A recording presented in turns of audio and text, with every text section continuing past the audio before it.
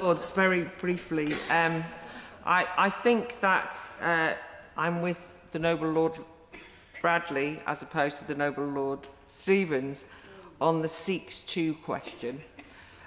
When I read Clause 35, I was very excited about what it promised, and I thought, at last, this is being taken seriously. And I talked to a range of people who worked in criminal justice, and they said, oh, it's not going to happen. I don't know, what are you excited about? They just didn't believe it.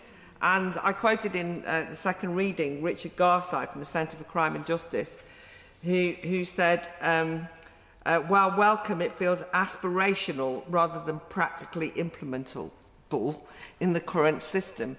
And I started to look at it again and thought, well, the danger for those of us who are following this debate is that we kind of get bought off by this aspiration, and that in practical terms it won't mean what it says or what we all thought it was meant to mean. So I'm quite keen that we toughen up the statutory requirements.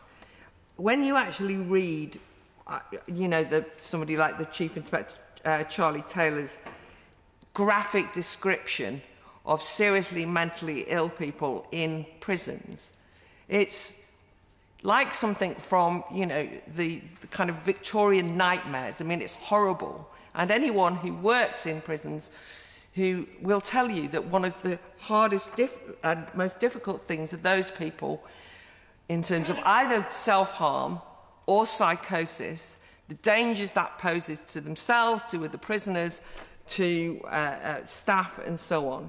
And they need hospital treatment.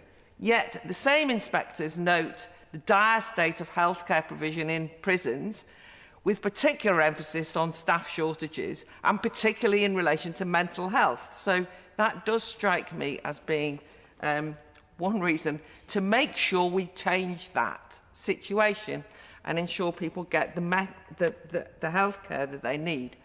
Having said that, just coming back to the Noble Lord Stevens, because I don't want to appear to be completely overly idealistic, I also then recognise that obviously if then somebody is transferred to a mental health hospital, gets hopefully very good care, and is then well, or well enough, my concern then is that they return to a prison situation where they will still need some medical support and they won't get it.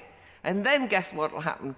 There'll be a constant and so on and so forth. So in general, I think we have to take the mental health of the prison population with mental health problems very seriously indeed, or it's actually going to put a strain on general mental health provision as well as an already crumbling and falling apart prison situation. And I just say, from a public's point of view, the issue of mentally ill prisoners is one that the public is looking at very closely, one way or another, the whole issue of psychotic prisoners, because of a number of very high-profile cases. And so I do think it's very important that this bill gets it right and doesn't just tick a box.